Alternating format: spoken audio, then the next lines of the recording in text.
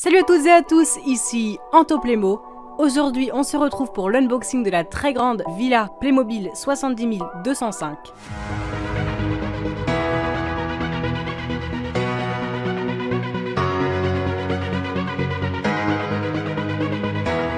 À présent, voici la construction.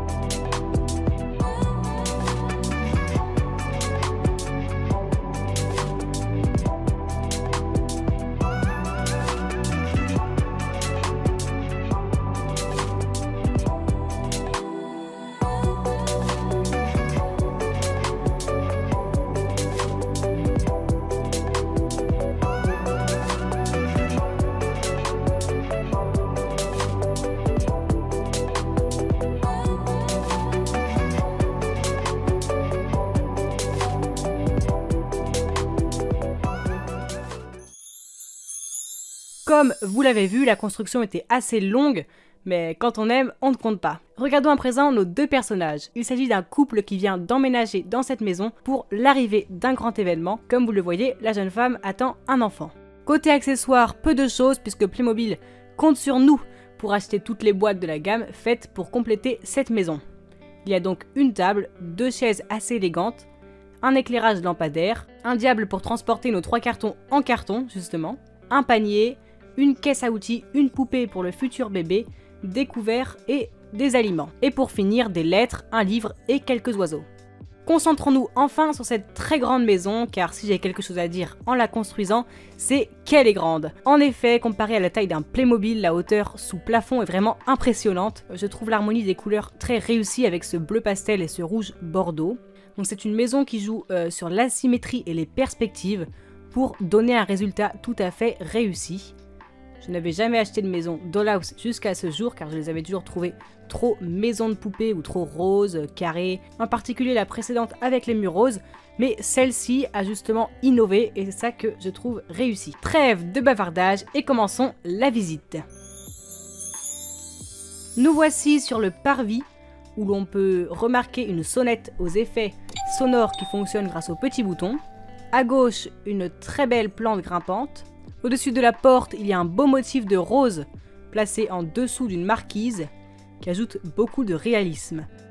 Vu de l'extérieur, le design de la maison frôle la perfection, mais vous verrez à la fin de la vidéo qu'il y a cependant quelques petits points négatifs. J'aime beaucoup les colonnades, le vitrail de la grande fenêtre et les murs incurvés avec leurs rayures. Seul défaut pour la façade, je trouve bizarre d'avoir mis un toit en dessous, ce qui donne une rupture avec le toit de la terrasse.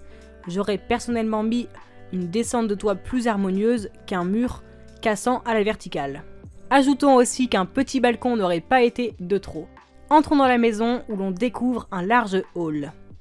Petite parenthèse pour vous parler des fenêtres qui m'ont agréablement surprise puisqu'elles sont ornées d'une structure blanche aussi bien à l'intérieur qu'à l'extérieur. On voit que cette maison a été travaillée et donne une impression de solidité et de bonne qualité, notamment grâce au système X. En raison de l'absence de murs délimitant les pièces, l'agencement peut être organisé comme bon vous semble.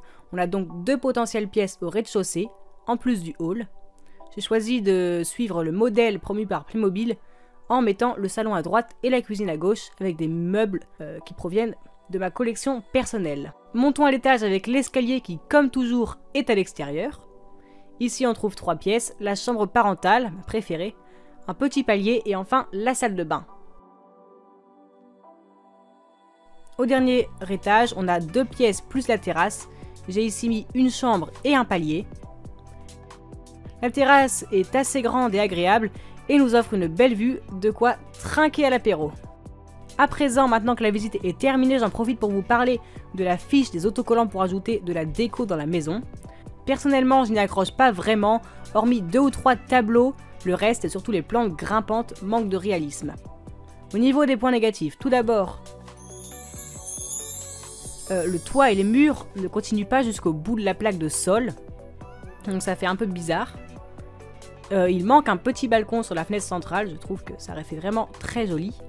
Et pour finir, j'aurais bien aimé qu'il y ait quelques murs pour délimiter les pièces, c'est dommage que les plaques soient défectueuses avec des taches roses, donc ça c'est que pour moi, je pense, j'espère pour vous. Et aussi que les colonnes ont des trous apparents, donc ils auraient pu faire des colonnes qui soient totalement cachées. S'il y a bien plus de points positifs que de négatifs, c'est car j'ai eu la chance d'obtenir cette maison neuve sur Vinted à 80 € à la place de 130 sur le site Playmobil. En calculant le prix au kilo, j'ai obtenu 15 € le kilo, soit la boîte la moins chère parmi toutes celles que j'ai achetées depuis le début de ma collection. Je vous recommande donc cette boîte si vous pouvez l'avoir aux alentours de 90 €. Foncez, vu comment la marque évolue, pas sûr que l'on retrouve d'aussi grandes maisons en système X et à ce prix. Sur ce, portez-vous bien, c'était Anto Playmo, allez ciao!